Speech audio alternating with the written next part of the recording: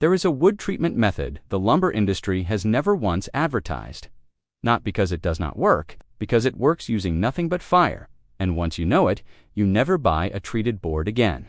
You char the surface of plain wood until it blackens, and that charred layer seals the wood against rot, water, and insects for 50 years. The Japanese named it Shou Sugi. It is older than the lumber industry itself, and the moment wood became something you treat with patented chemicals and sell at a markup. Fire quietly disappeared from the manual. Here's the part that makes no sense at first. You are taught your entire life that fire destroys wood. Fire is the enemy of wood. You protect wood from fire. You coat it, seal it, treat it with flame retardant. And here is a 1,000-year-old method that says the exact opposite. That says fire is not the enemy of wood. Fire is what saves it. Controlled fire, applied to the surface, makes wood nearly indestructible. It sounds backwards. It is not. It is chemistry. And once you understand it, you will never look at a charred board the same way again. Wood rots for 3 reasons: fungus, insects, and water. Fungus needs to feed on the cellulose and sugars inside the wood. Insects like termites and beetles need that same soft inner material to eat and tunnel through. And water soaks into the grain, swelling and shrinking the wood until it cracks, and keeping it damp enough for the fungus to thrive. Remove those 3 threats, and wood lasts almost forever. The problem is that ordinary wood is an open invitation to all 3. It is soft, it is full of food, and it drinks water like a sponge. Now here is what fire does. When you char the surface of wood, you burn away the outer layer and convert it into a thin shell of carbon. Carbon, pure charcoal, and charcoal is not food. Fungus cannot digest it. Termites cannot eat it. The microbes that break wood down find nothing there to consume.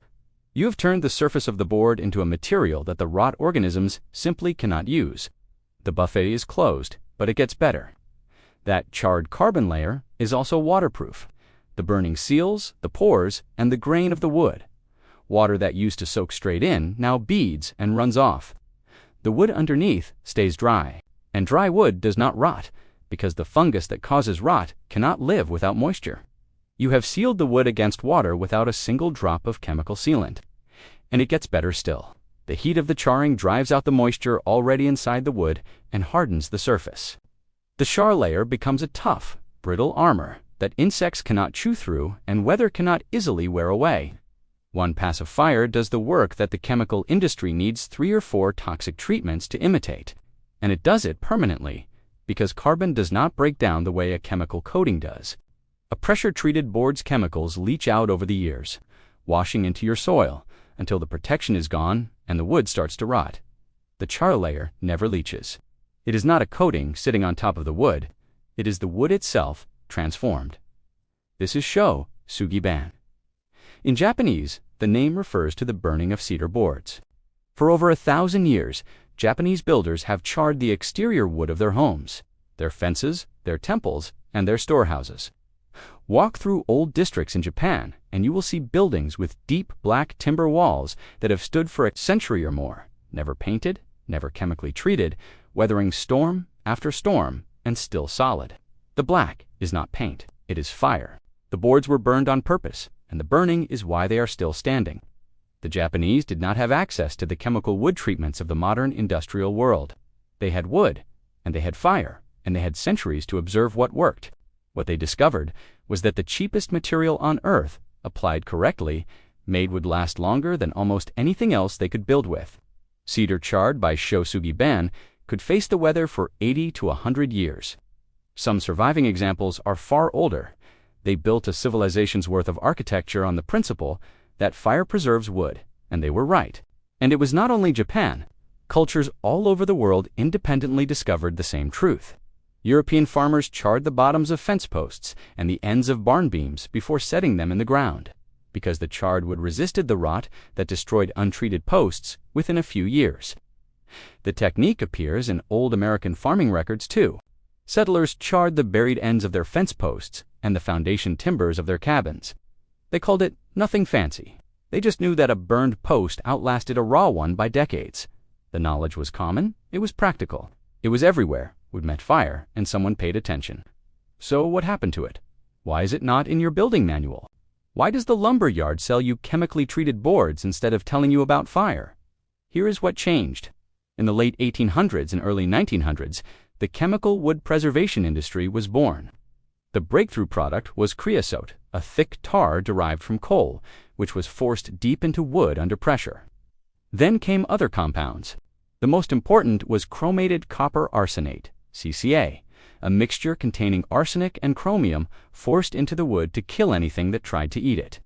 This is what pressure-treated means. The wood is placed in a pressure chamber, and the chemical solution is driven into the grain under enormous force. The result is wood that resists rot and insects. It works. Nobody is saying it does not work. But look at what it created.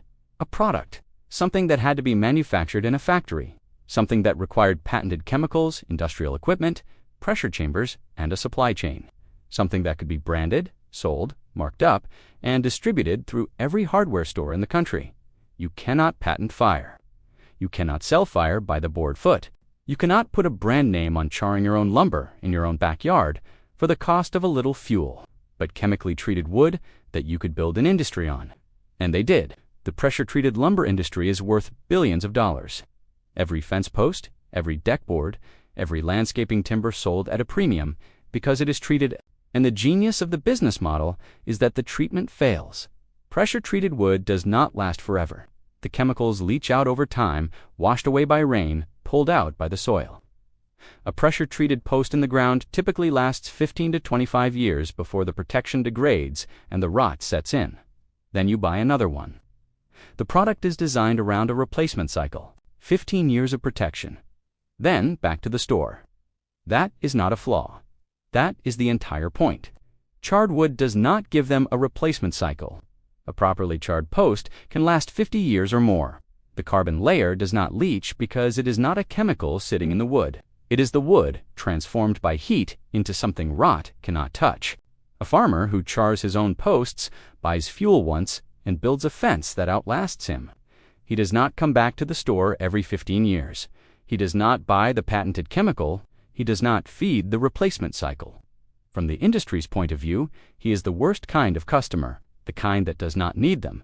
So fire disappeared from the manual. Not banned outright, just left out. Just no longer taught. The building codes formalized around pressure treatment.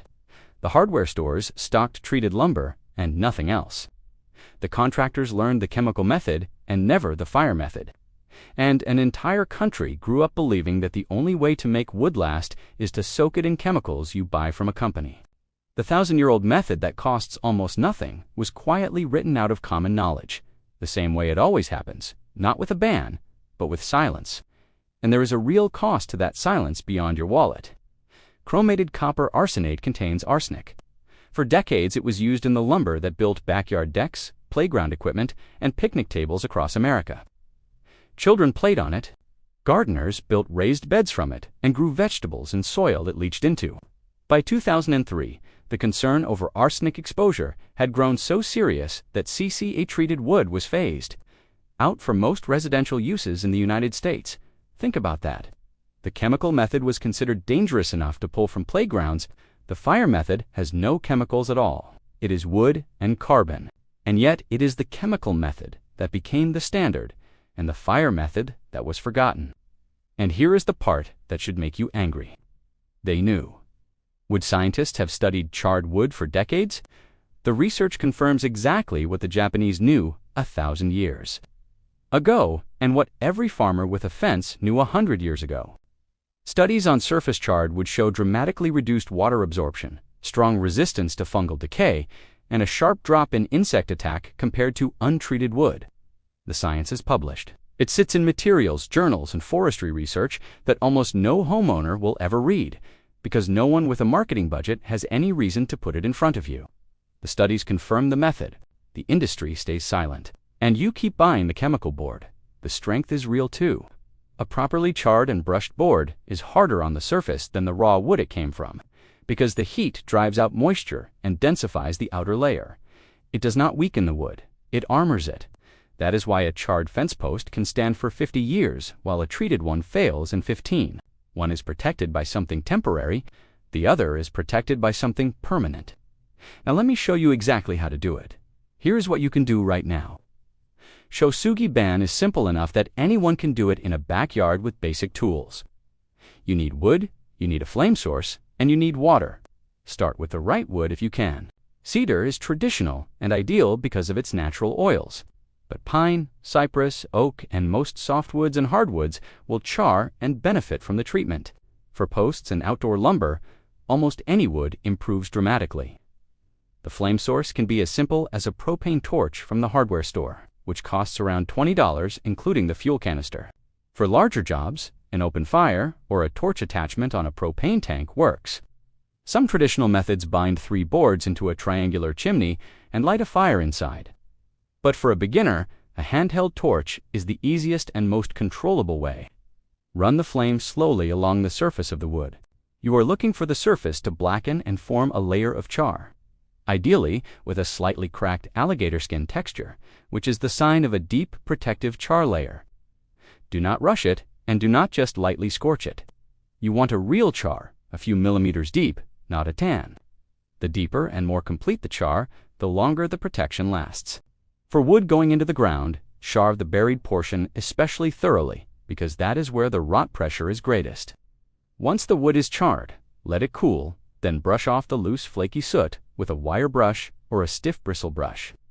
This removes the crumbly outer ash and reveals the hard, stable carbon layer beneath. How much you brush is up to you. Brush lightly for a deep black finish, or brush harder to bring out the grain underneath for a more decorative look. Finally, if you want, you can seal the surface with a natural oil like linseed or tung oil, which deepens the color and adds another layer of water resistance. This step is optional. The char alone is the protection. The oil is just a finishing touch. That is the entire method. Char the wood, brush it, optionally oil it. A propane torch and an afternoon will treat an entire fence worth of posts for the cost of a single canister of fuel. The wood you treat this way will outlast the pressure-treated boards at the store, will not leach a single chemical into your soil, and will cost you a fraction of the price. You will not see Shou Sugi ban advertised. You will not find a display at the hardware store showing you how to char your own lumber. The store wants to sell you the treated board, not teach you to make plain wood last longer than the treated board for almost nothing.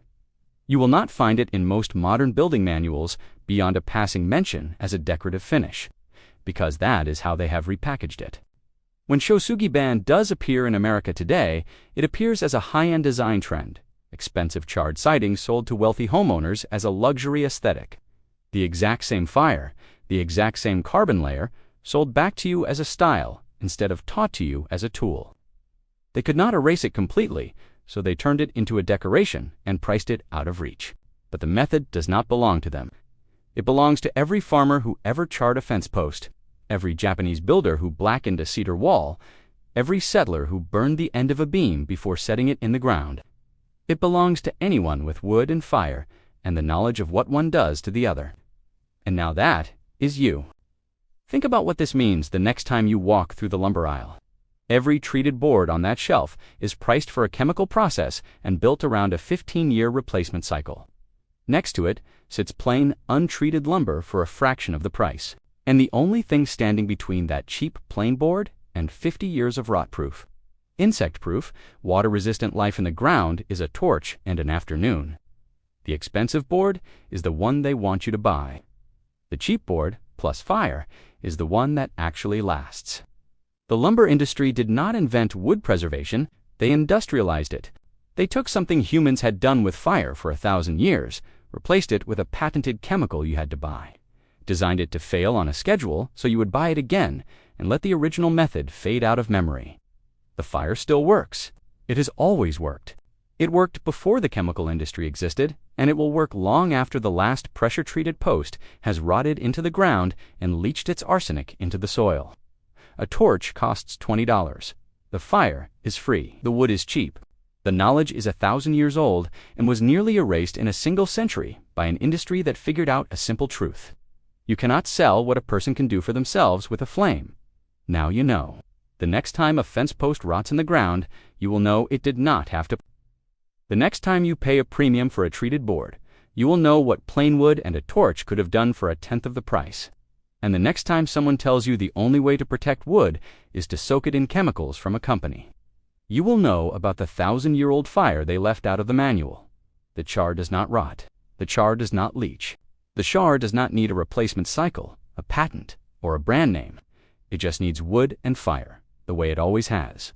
And it has been waiting in plain sight the entire time, blackened onto the walls of buildings that have stood for 100 years, while the rest of us were taught that fire was the enemy of the very thing it preserves best. If this vault opens something for you, subscribe and hit the bell. Every like and every share preserves what they tried to erase. The next vault opens soon.